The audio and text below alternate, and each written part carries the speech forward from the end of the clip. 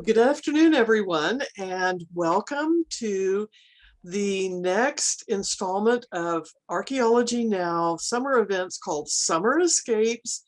This one is Here's the Scoop, and it's all to help you cool down by learning everything there is to know about ice cream and iced dishes through the ages. I'm Becky Lau. I'm the Executive Director of Archaeology Now, and I'm so pleased to be joining you. And I'm understanding that there are people from around the world that are logging on, so that's kind of exciting for us. Just as a bit of housekeeping, we have you all muted right now, but at the end, Sarah is going to be accepting questions from everyone. So please enter your question in the chat and we will make sure that she hears from you and so that you have a chance to get your questions answered. This is being recorded and it will be placed on YouTube in about a week. But you, the lucky ones who are sitting here in person, you get something special because you are here in person. So I hope everyone got the email with 2 historic recipes from the 1800s for ice cream that were, these recipes were provided by Sarah. And I hope you have a chance to make them. And then addition, if you're here in Houston, we sent you a discount card to a local independent Houston business called the Fat Cat Creamery. And so I don't know about you, but after hearing about all this ice cream today, I'm going to be at the Fat Cat tonight having my sample of ice cream that's made here in Houston. And so we invite you to join us in supporting this local business. Of course, we know that you're going to want to stay up to date with other things that we're doing. So the next installment of Summer Escapes, which is the last one, it is on September 18th, and it's about mudlarking in London. And so as summer draws to a close, here's your one last chance to make a trip to the beach. And this beach is the Thames. And you get to hear from a person who is there such a thing as a professional mudlarker? I think so. And you'll get to hear about his adventures combing the Thames, the beaches of the Thames when the tide is low, and his discovery of all the flotsam and jetsam of British history that's washed up on the Thames. So September 18th, as always, you can register for it by logging onto our website, archaeologynow.org. There'll be a new pop-up that appears that will take you directly to the link, and then you should be set. Also, in addition to our website, archaeologynow.org, I hope that you will travel over to our YouTube channel, also called Archaeology Now. And in addition to this lecture that's going to be placed on the channel, you'll find lots of other events, tiny lectures. There's mini series, so the tinies and the minis, and then longer Zoom events like this one. So I think it's time for us to start. It's such an honor to have Sarah as part of our adventure, part of our summer escapes. She has quite a resume. She's appeared on CNN, on the History Channel. She was, let me look at this. There was one thing I really wanted to mention that she had done. She has been on all 3 episodes of the History Channel mini-series called The Food That Built America. And in addition to, as mentioned earlier, CNN, she's appeared on NPR. She's been a regular contributor to Atlas Obscura and Gastro Obscura. If you haven't explored those pages on Facebook, you really must, because there's tons of great stuff, quirky, interesting, fun things. And Sarah is very much a part of the scene. She's published in the New York History Journal, the Agricultural History Journal, and she's currently finalizing edits on a new book called Preserve or Perish: Food in New York State During the Great War. And so There was one other thing I wanted to mention. What was that? Oh, well, right now she's working at a museum, but in addition to working with us, we are hoping that we will be able to continue this experience with some other things featuring food in the future with Sarah. So thank you so much, Sarah. And now it is all yours. Thanks so much, Becky. This is a fun talk to put together. I put together this talk specifically for Archaeology Now. And it's a very appropriate subject. It has been crazy hot here in the Hudson Valley of New York. That's where I'm chiming in from today. But the weather, I think, finally is going to break today. So I hope my air conditioner behind me is not too loud for everybody. So I'm going to go ahead and share my screen. Oh, we're starting at the end. Give me a second here. Where's my slide? There it is. All right. So here's the scoop. We're going to talk about ice cream today.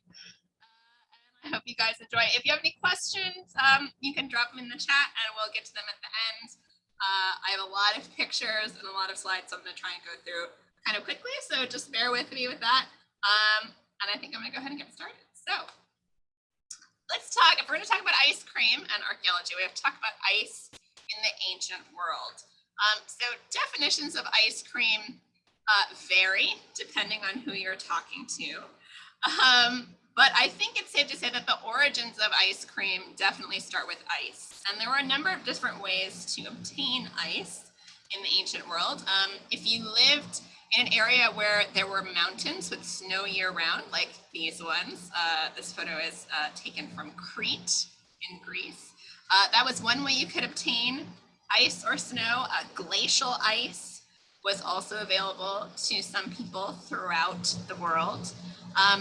Natural ice was another option. So if you lived in an area where it got cold enough in the wintertime for fresh water to freeze, you could harvest and store that ice, and there's a couple of different ways you can do that.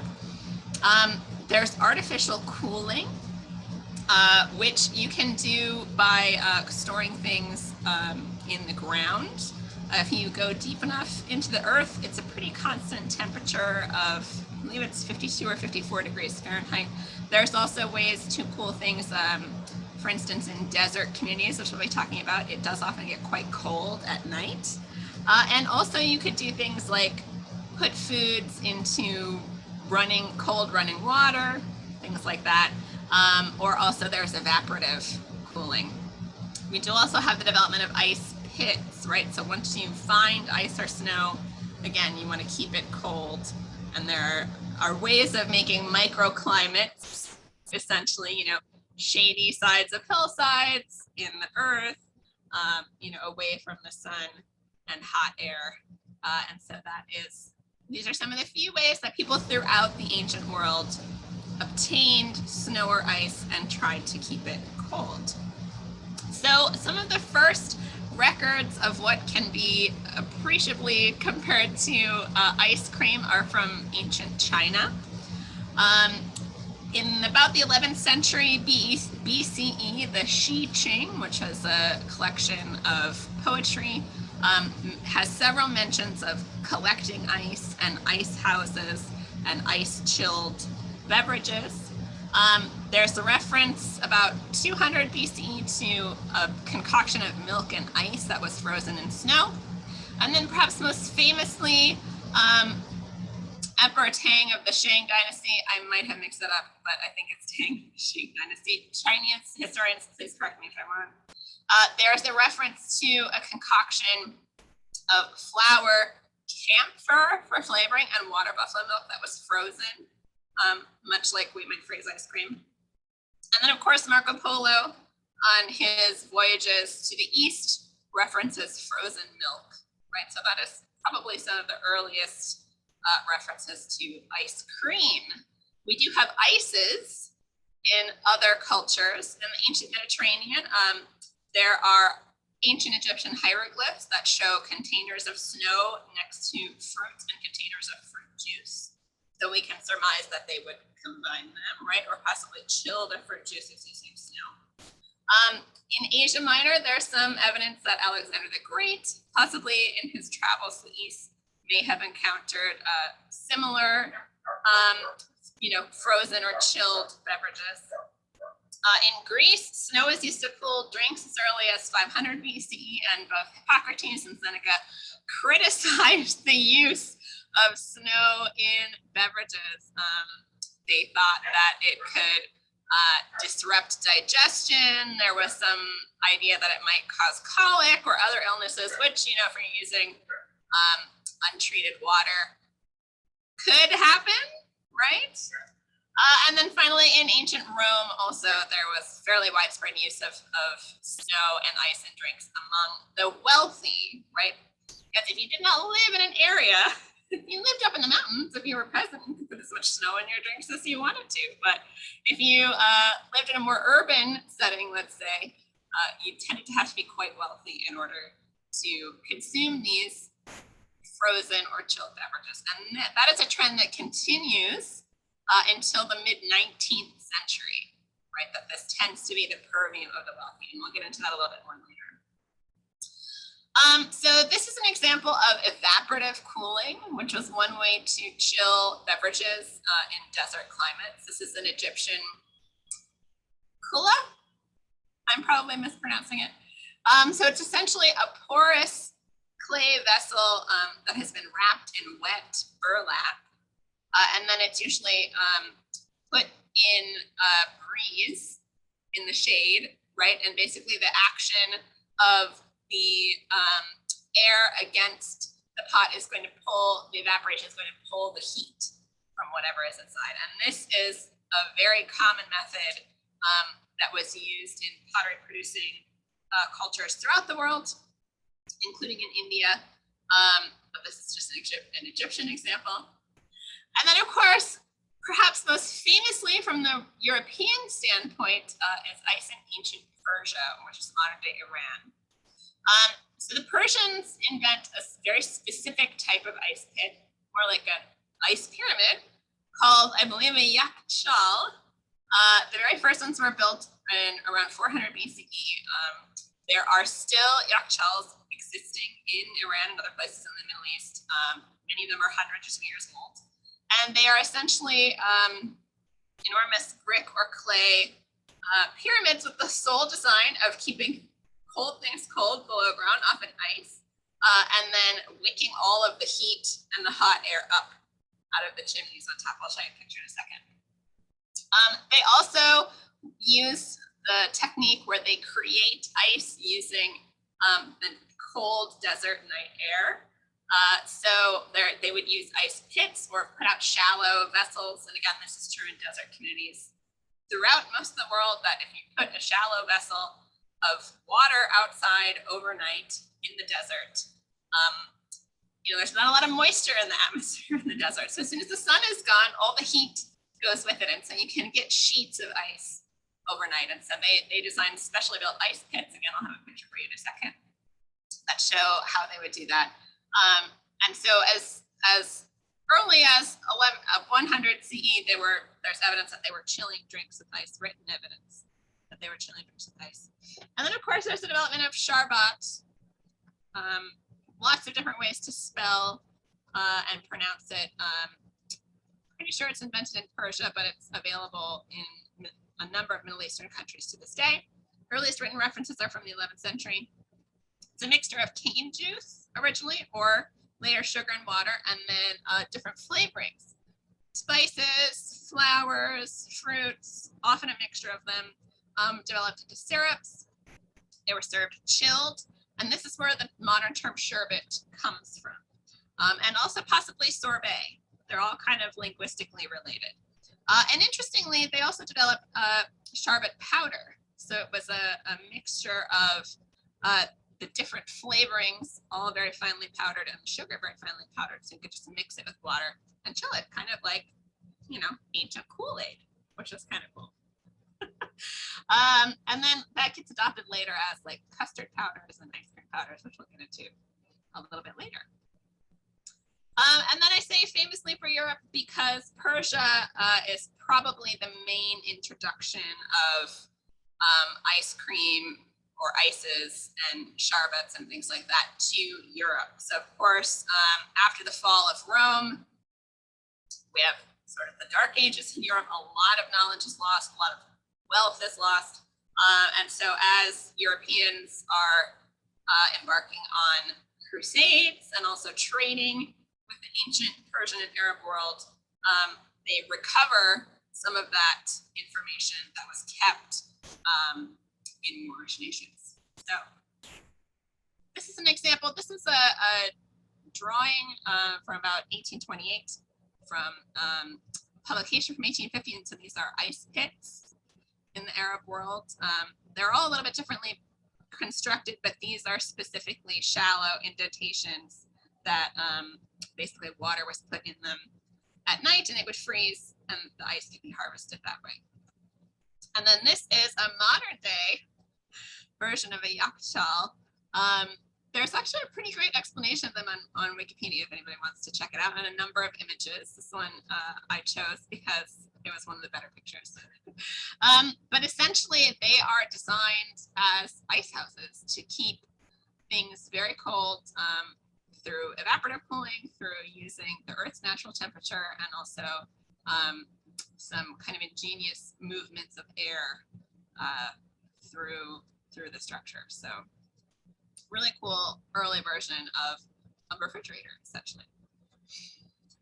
All right, so our next big ice cream age, I call the age of greed, right? Often in history and textbooks, you'll see this time period, the 16th, 17th, and 18th centuries referred to as the age of exploration, but that exploration was driven largely by greed. Exploration to the New World, exploration to the Spice Islands, fight for control of the Spice Islands. All that stuff was driven by incredible European greed. So, and we're going to be talking about wealth and greed in relation to ice cream. So that's why I term it the age of greed. So this is our next little chapter here. All right, so as I said, Europe was building empires. The Spanish Empire in particular was very influential in ice cream history. They are some of the first to invade and later colonize the New World in South America and the Caribbean. So they bring back all sorts of culinary riches to Europe through the so-called Columbian Exchange. Sugar, chocolate, and vanilla being very important exchanges there. Chocolate and vanilla from the New World to the Old, and sugar through the use of slavery and sugar plantations in the Caribbean being the other exchange. And then, of course, I'm not sure everybody realizes this, but Naples, Italy, was part of the Spanish Empire in the 17th century, which is part of the reason why tomatoes get so rapidly adopted in southern Italy, and also has a role to play with the development of sorbet or sorbetto in Italy.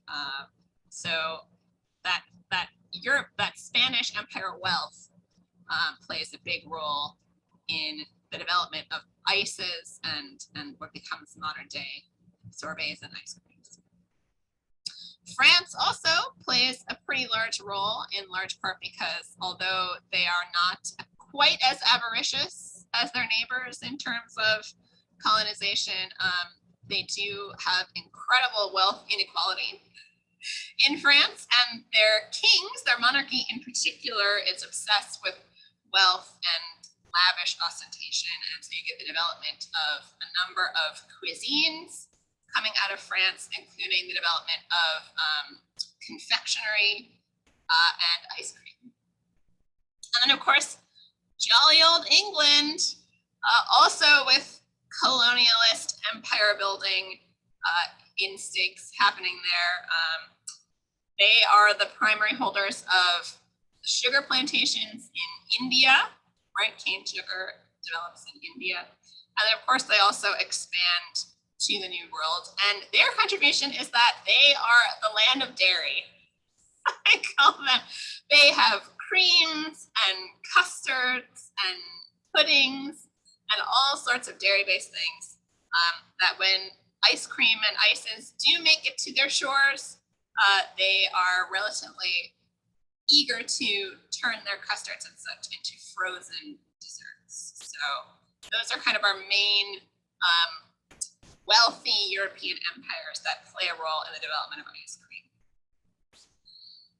This is an example of a French, the French piece to a French book, L'art de bien faire des glaces, the art of making ices or ice creams well. And there are cherubs making ice cream and flying them up to heaven. So they have their little ice cream pots there that they're turning and stirring.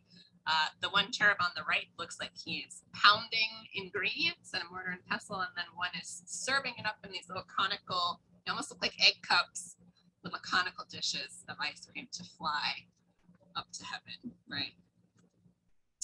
This is another early European French example of ice cream image. It's the Pavilion de la Paix, which is probably referring to the Peace of Amiens from 1801.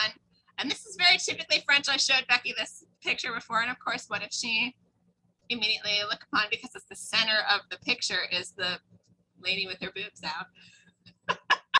So this is partly, I think, a little bit of a caricature of fashionable French society.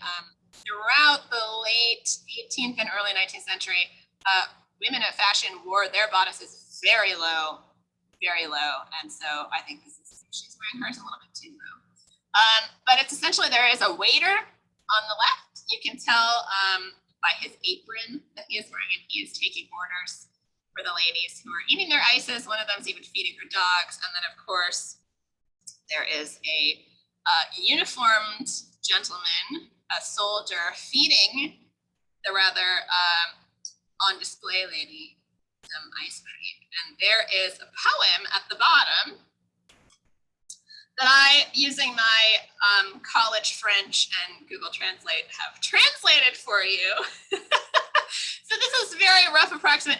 If you speak French, please read the French version. But it says, "We are the preceptors of love, beautiful ones with amorous looks. I have lemon, I have peach, for calming the ardor of your fires, something to make you feel fresh. Your brows are covered with laurel, picking the myrtle in the home of the graces. Brave warriors on their knees, to burn better, have ice cream." Right? So if we think about that in the context of this image, ice cream is the food of love, I think, and the warriors are victorious in their negotiation of the end of war, right? So just a fun little advertisement of the role that ice cream played in European society in the late 18th, early 19th century.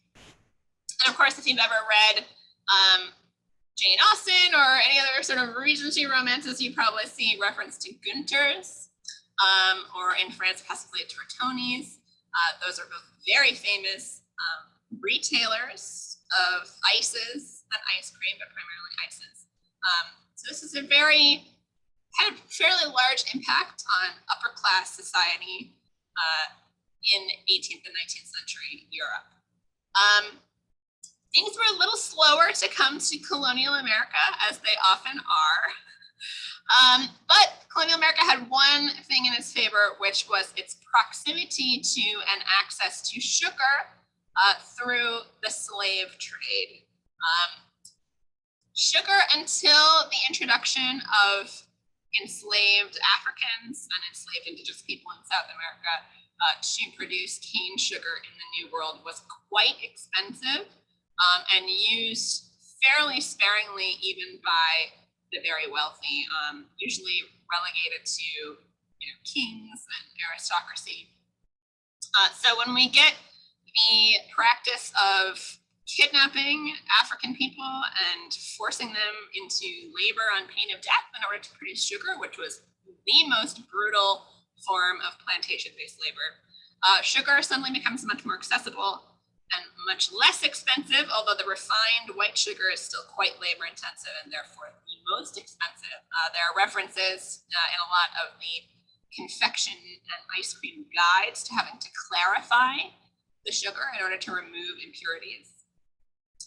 But that is essentially makes it pretty easy for colonial Americans to access sugar if you could afford it, right? So that colonial wealth allowed colonial Americans to emulate the European aristocracy in a number of ways, in particular with their food.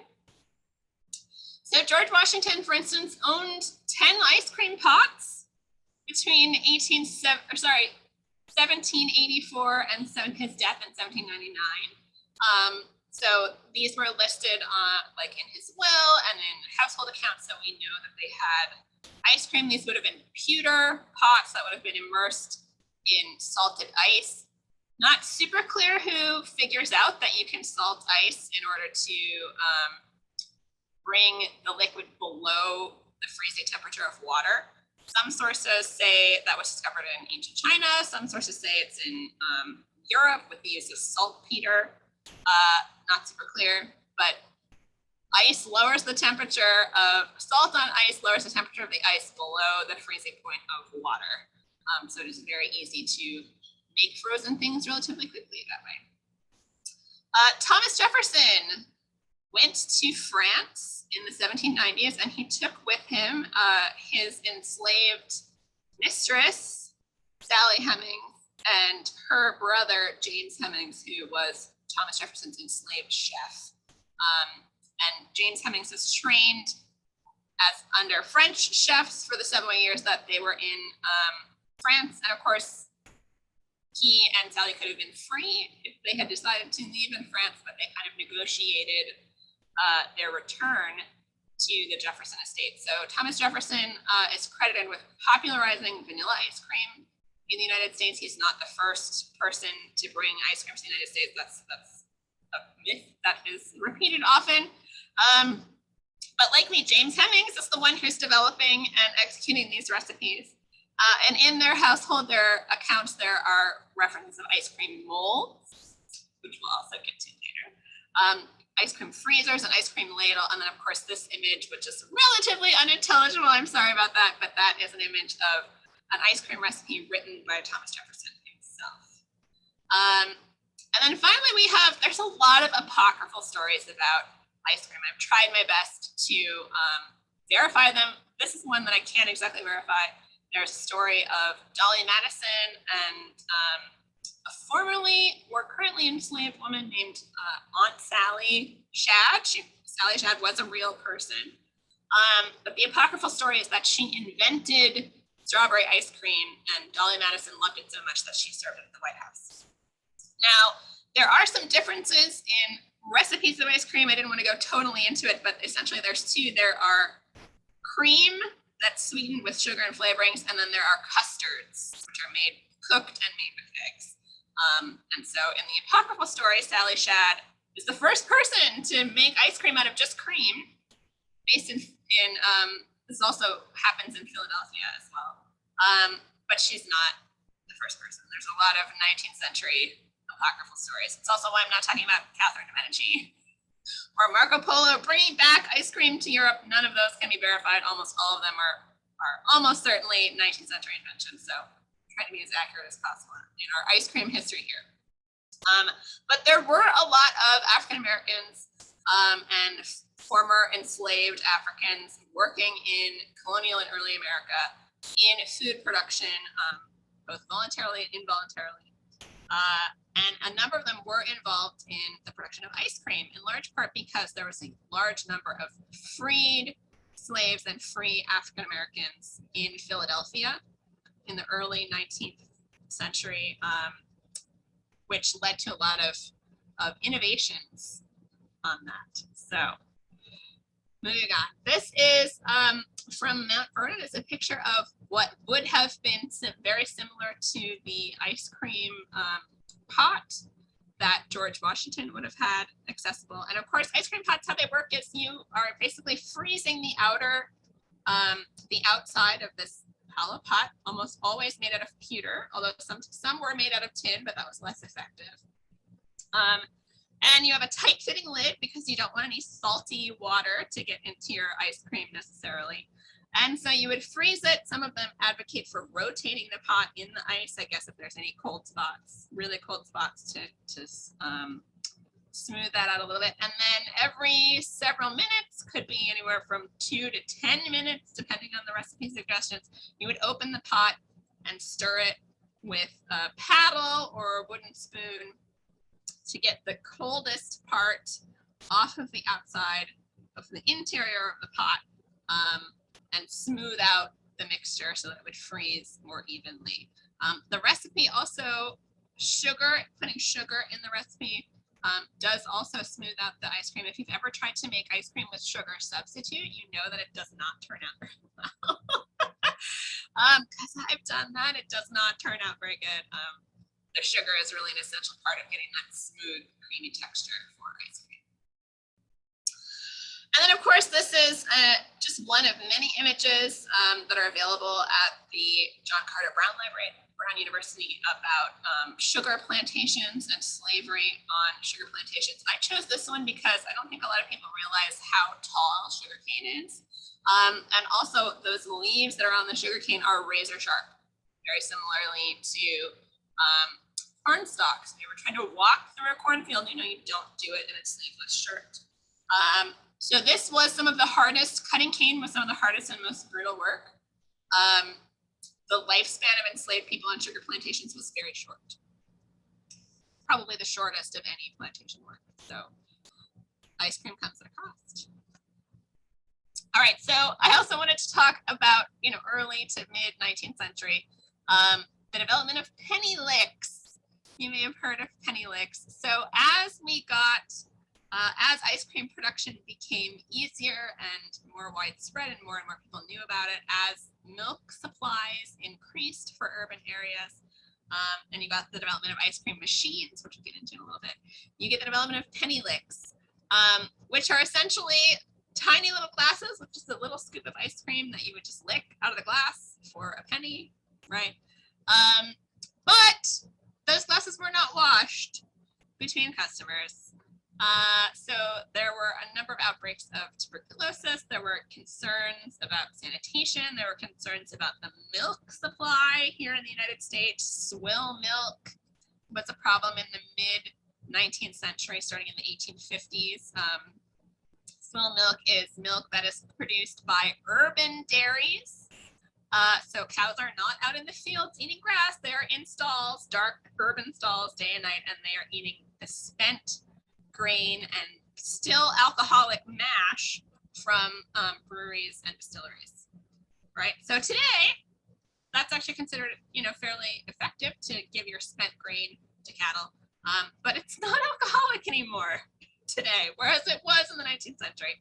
And there was also cow tuberculosis, which could be passed on to children. So there were a lot of concerns about sanitation, and penny licks were eventually banned for that reason. But I think they have an air of romanticism in England and in the United States as well, but particularly in England, because here's this cute little children's book that has a poem about the penny iceman, right? And you can see how teeny tiny the servings are.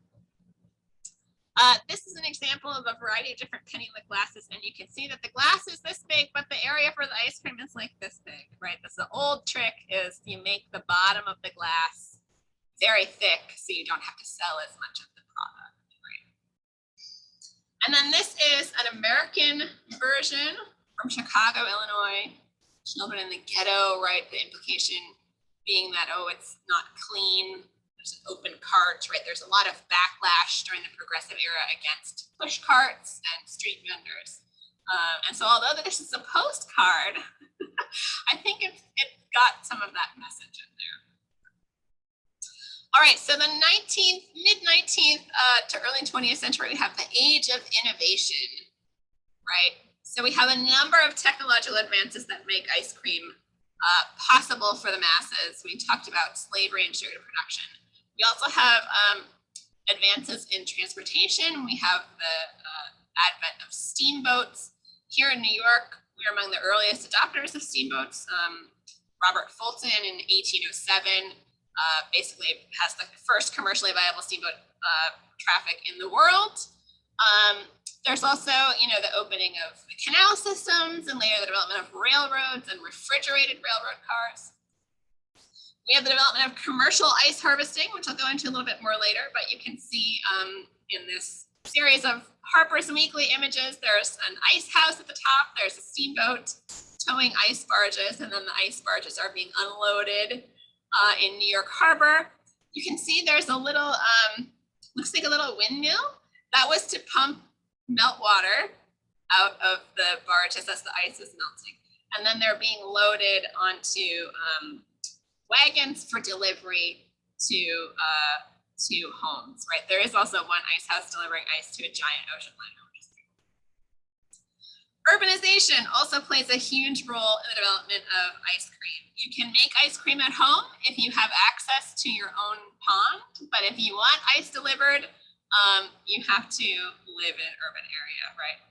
And of course, we have a number of inventions and patents throughout the 19th century, including with ice cream, a lot of inventions that improve ice cream production. So let's talk about the ice industry. This is Frederick Tudor, who is known as the father of ice harvesting, commercial ice harvesting.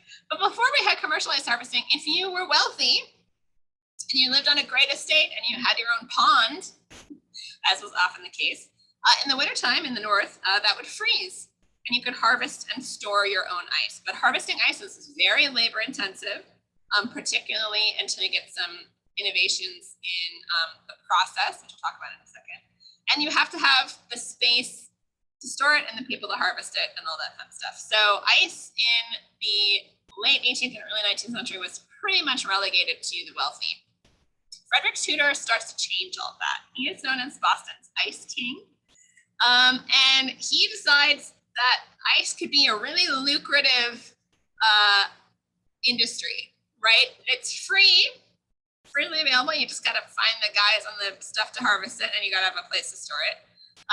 But he thinks that he can make a load of money selling ice in tropical climes. Now, a lot of people thought that that would be impossible, and they were kind of right in a certain respect. You lose a lot of ice when you're shipping it in warm weather.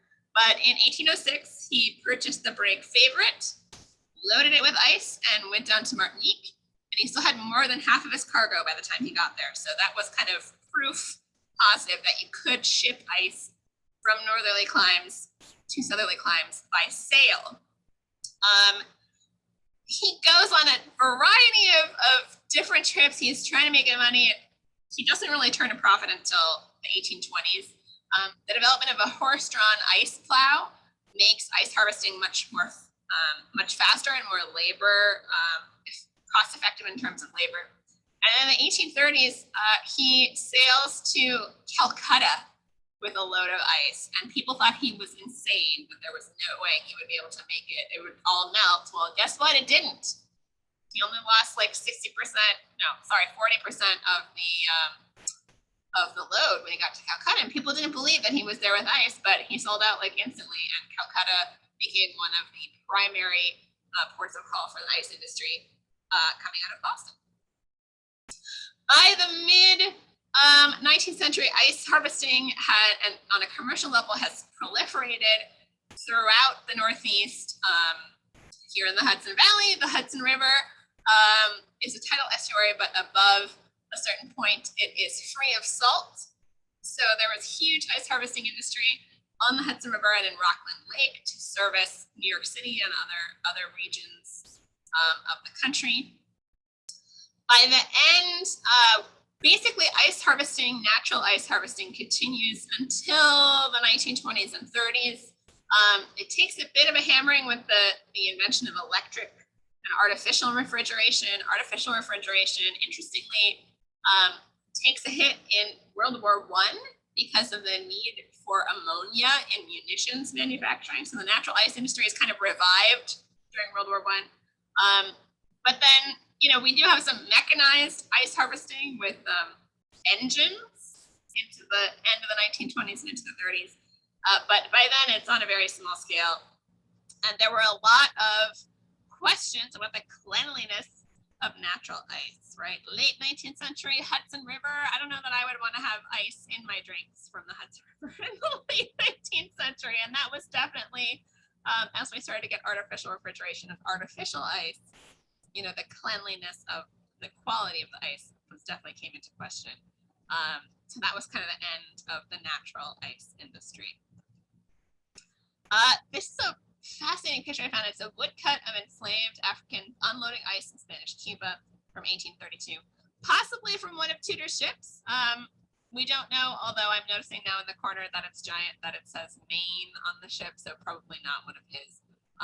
But this is an example of, we have this big industrialization in the Northeast, flourishing. Slavery is illegal in most Northeastern states prior to the Civil War, but a lot of industry is still very dependent on slavery via the Caribbean, both for transporting ice to the Caribbean and also bringing sugar from the Caribbean up to the coast. This is another image of ice harvesting in Massachusetts from 1852. You can see by this point, they are using horses, although most of them are just being used to drag the ice cakes, they're called. You can see in the center and slightly right of center, there are 2 ice plows being pulled by horses. But essentially they would cut these big cakes of ice and kind of pull them along the canals that they have cut. You can see, I'll use my mouse back here, they have cut a canal in the ice going back to the ice houses where they would be loaded and packed with straw or sawdust or other insulating materials to prevent them from melting. And then of course we have a fairly early train in the background that is also moving ice. Okay, let's talk about specifically ice cream innovations. This is Nancy Maria Donaldson Johnson, also known as Nancy Johnson, who has the first patent in the United States for an artificial freezer, which is what she calls it. It's basically an ice cream maker. So it is the typical, ice cream pot inside another container filled with salted ice, but she has a crank that allows you to turn the dasher. And then there's also paddles with holes in them, right? And the canister was pewter, just like typical, but it allows you to continuously turn the liquid inside, which makes for much faster freezing and also less labor intensive. You didn't have to use all your muscle to turn by hand. She sells the patent in 1848 to William G. Young for $200. He goes on to approve the patent, and ice cream makers proliferate in the latter half of the 19th century. Interesting thing about Nancy Johnson, she is involved in 1862 in the Port Royal experiment. She and her sister volunteer to teach formerly enslaved people in Port Royal, South Carolina, which was part of an experiment by Northerners to educate formerly enslaved people so they could take their place in society. This was obviously during the Civil War, so I just thought that was a cool aside about her. I think she's probably more famous for the ice cream patent, but that's the only patent that we know of that she held. And she went on to do some other cool stuff with her life. This is the image from her original patent. So you can see it looks pretty similar to a lot of them. There's the handled lid on the pewter container, but she has put a dasher through the center with a crank on top. And then there's that paddle, dasher and paddle with all the holes in it, right, to allow the ice cream to pass through. Another patentee of ice cream paraphernalia is Alfred Krall, I'm trying to pronounce his last name, who invents the mechanized ice cream scoop. So he had been working in Pittsburgh as a hotel porter, and he had watched servers in the hotel really struggle to get ice cream off of their serving spoons. And so he patents in 1897 the ice cream mold and disher. And I think the mold part is equally important and probably but not talked about a lot. Because if you look at it, it is a conical shape, which was historically very typical for serving ice cream in this tall conical shape, right? Ice cream holds its shape as long as it's kept cold, and so it looks very decorative. And so his basically had a slide, so you would scoop it up, and then you would close the handle, and there was a little slide that would pop release the ice cream from the side to the scoop and pop it out, which is how a lot of ice cream scoops for today, although not precisely like this, but he's the first one to do it. And that brings us to ice cream molds. So pretty much from the beginning of ice cream production in wealthy households, ice cream molds were used. The earlier ones were made out of silver, and often ice cream was just molded into like a pyramid or conical shape. In the early 19th century, we have a proliferation of tinware in terms of kitchenware. So you get a lot of ice cream molds made out of tin, but apparently tin is not great for ice cream molds because it's too good at, what's the word I'm looking for here? It basically freezes the ice cream too hard, right? It allows too much cold from the salt to come into the ice cream mixture, and it causes crystallization. So most ice cream molds are made out of pewter, right? Which allows for some very fine molding techniques while being insulating enough that the ice cream is not going to get ice crystals like it would with tin. Although you do see tin ice cream molds, which we're going to look at in a second. And then, as I said, tin allowed mass production for sure by the end of the 19th century. There's a lot of mass production of ice cream molds. You can see in this image from the 18th century, many of the molds were quite fanciful. I don't know if anybody read the blog post that I did for archaeology now, but I talked about ice cream molds and how part of the ice cream experience for wealthy upper class diners was not knowing if it was ice cream or not. Like there was a lot of effort to make ice cream look as if it was the fruit that flavored it, or make it look like things that were not ice cream at all, like stands of asparagus or fish, or as you can see in this image, like a joint of ham. And this sort of, tricking people with ice cream, and of course they would tint it with different colors.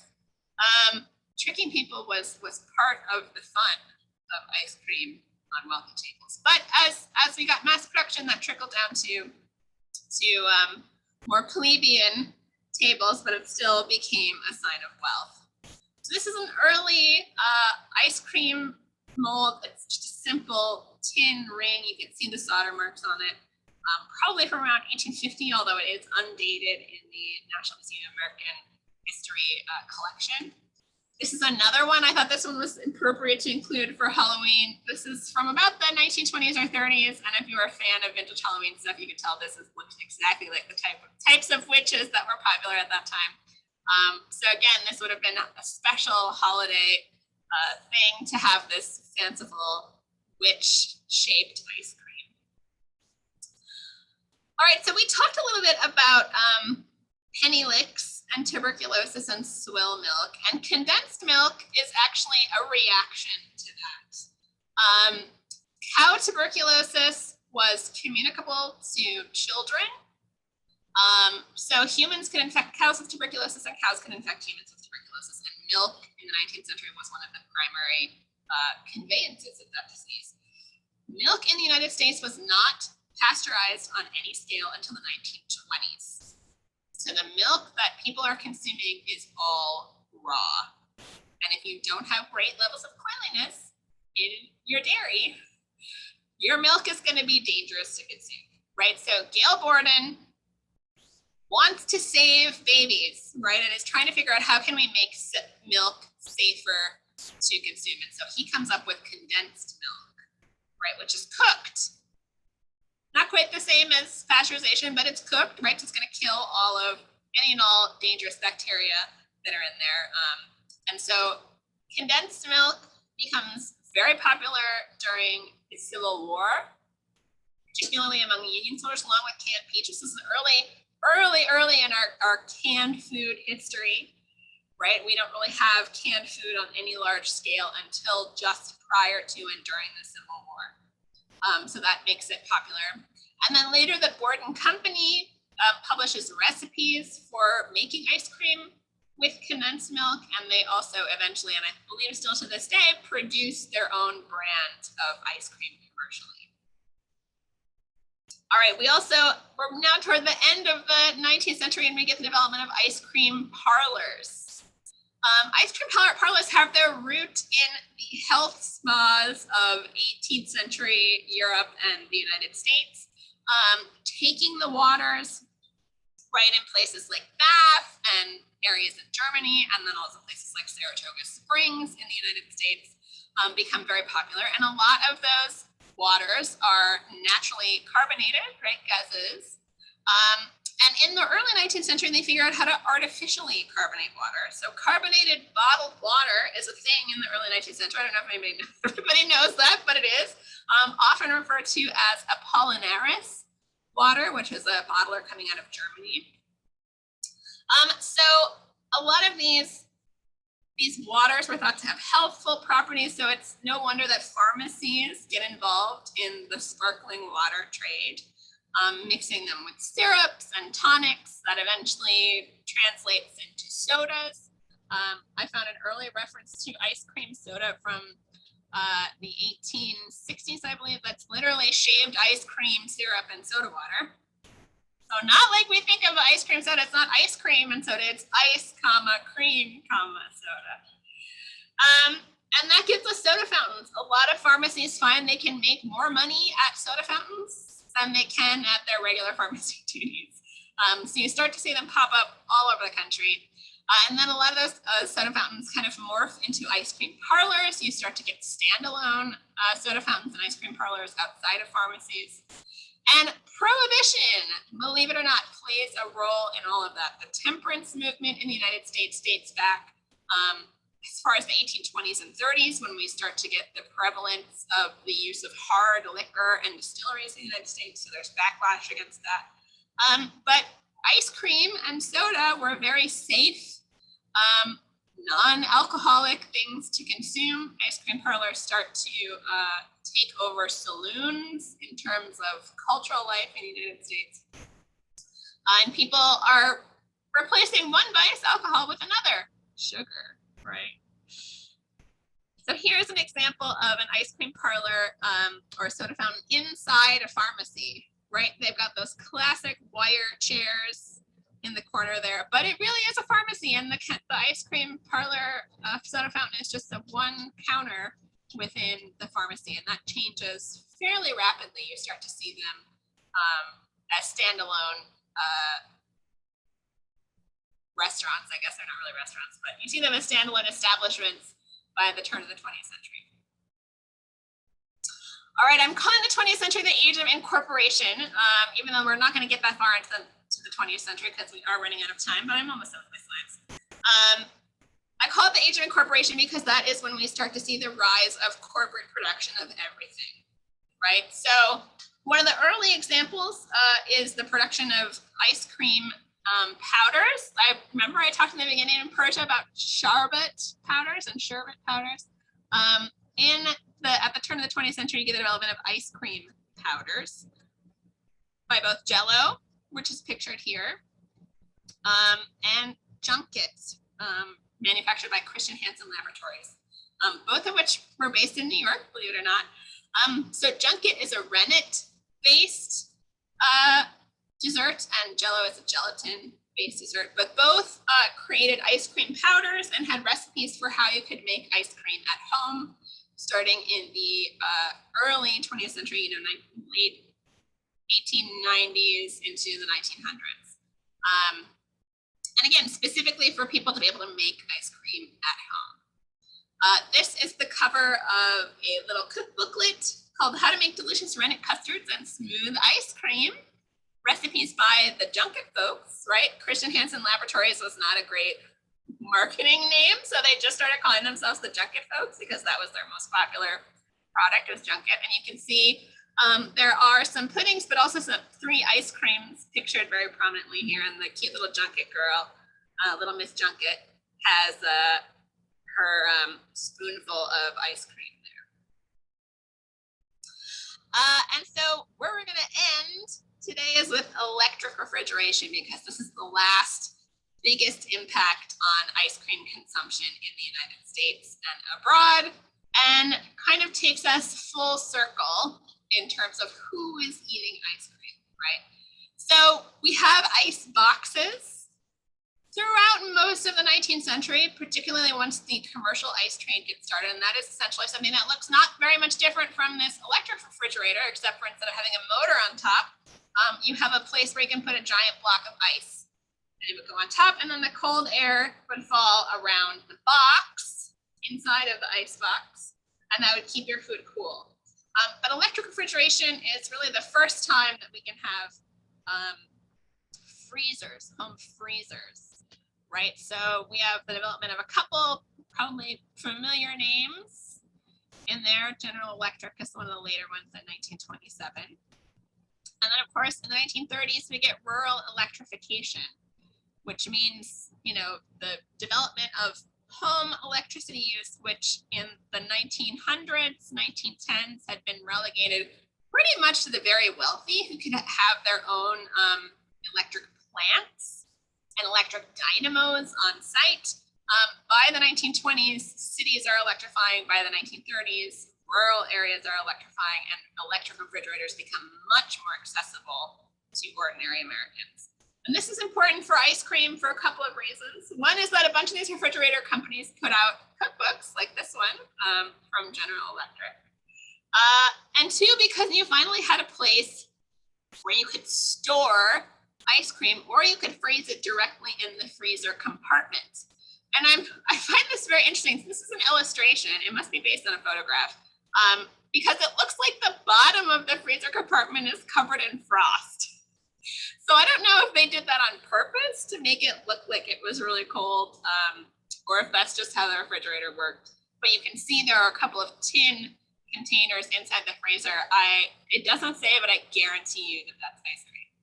So with the development of electric refrigeration, ice cream becomes a lot more accessible. It becomes much easier to sell ice cream for home consumption.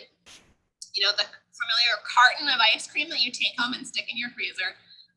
So you do start to see a little bit of a decline in the prevalence of ice cream parlors and soda fountains, although they continue to be part of our cultural lexicon until, you know, the 1950s and 60s.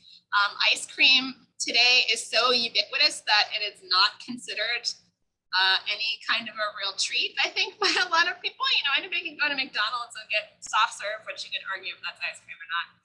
But fancy restaurants, you don't really see ice cream on fancy restaurant menus anymore. So it has become kind of the dessert of the masses in a way that it was definitely not when ice cream was first introduced. So although I could probably talk for another hour about ice cream in the 20th century, we are going to stop here. Does anybody have any questions for me? I just put a note in the chat box asking everybody to put anything that they wanted to learn more about in chat. And thank you so much for your talk. I have this craving now that's going to have to be satisfied. I have to tell you, I did make ice cream last night. Somebody asked if I was going to make ice cream tonight. I am not. It's a little bit difficult to do that with my computer, I guess, doing it live. But I do have an ice cream maker, and I made romegret ice cream last night. If anybody knows anything Scandinavian, romegret is a cream pudding served with cinnamon and sugar, and I made an ice cream version of it, which was delightful. Oh, that sounds amazing. I was just thinking about, okay, in getting ready for your talk, I was kind of cruising around the internet looking at different ice cream recipes and stumbled across something from the 1700s for Parmesan ice cream. Yeah, there were some flavors that we would probably consider weird. Today there was oyster ice cream. Oh God. Musk was a common ingredient. Ambergris was a common ingredient early on. So things that today most people would probably not consider super palatable definitely were around. I think food historian Sarah Lohman actually has made Parmesan ice cream. I think she has it on her blog. She doesn't update it anymore. 4 pounds flour. So if anybody wants to see that recipe and maybe get a sense of what it actually tastes like, she has done that one. I have not. What would be the purpose of musk ice cream or ambergris? It's just a expensive flavoring. You know, if you think Mm. about artificial vanilla was originally from the oil glands of beavers. Was where I think it's called castor something is the name. But yeah, there were different concepts of what were good food flavors. I mean, I have to say, like, I don't particularly enjoy really floral flavors in food, Mhm. but rose water, orange flower water, violet, Oh, violet, yeah. very common flavorings throughout history and in other cultures. So I think it's just a matter of personal taste, but I think definitely for things like musk and ambergris and things like that, the expense of those ingredients definitely played a role in why they were used. Oh my goodness. I have to say, a couple of years ago in California, I came across mushroom ice cream, and it was made from oh, I can't remember the mushrooms, but they were maple flavored. They tasted like maple syrup, and the ice Oh, cream was amazing.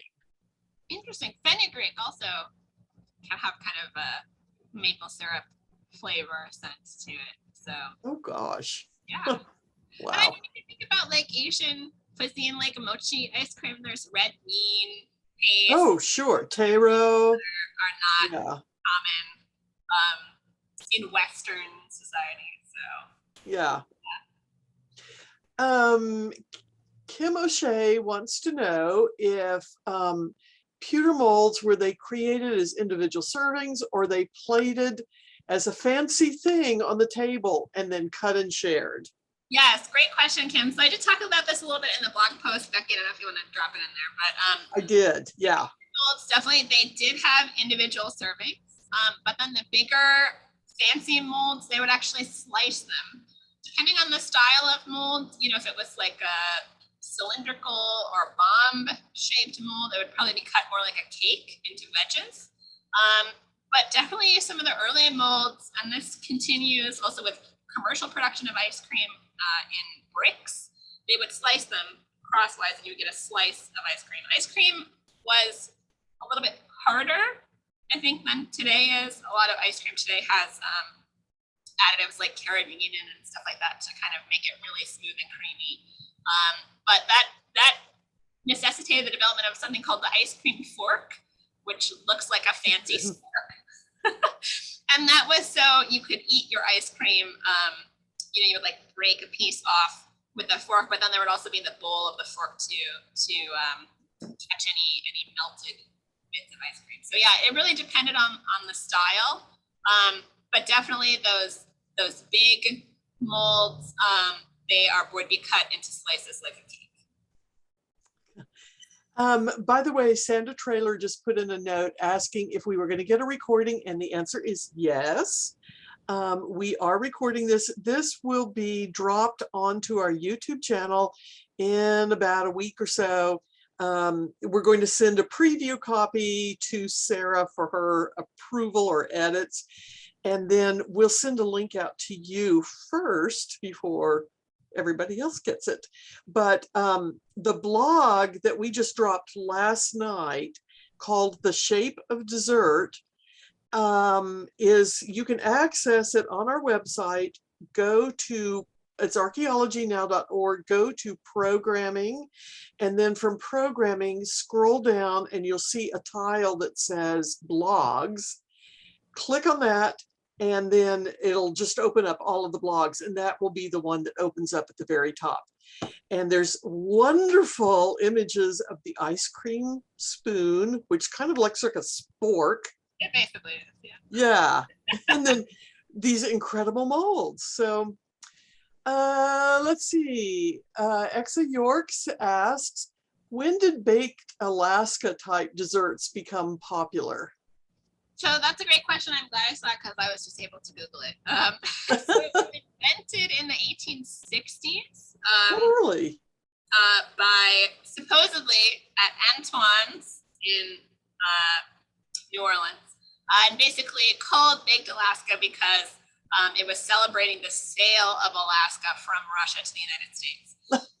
But I think in With ice terms cream. of people eating it every day, Baked Alaska desserts become super popular until really, I think, the 1950s and 60s.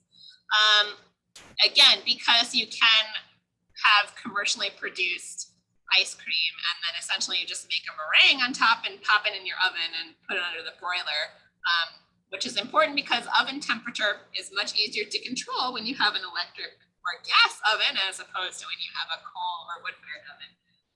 So yeah, it becomes kind of this fancy status dessert of dinner party fare in the 1950s, but it wasn't invented much earlier than that. Oh gosh. Well, this has been terrific. I like I said, I have a craving now, and so I'm going to have to take care of that. If anybody if anybody has any other questions, please get in touch with us, and we can forward them to Sarah and send a little response back to you. And I hope that you will take advantage. If you're here in Houston, I hope you'll take advantage of the generous offer from Fat Cat Creamery. Go give them some business, and say thanks to them for supporting us. And many, many thanks to you, Sarah, for being with us today. It's been delightful. It was super fun. So thanks to all of you. Don't forget to sign up for the last summer escape and September 18th. We'll see you then. Thank you.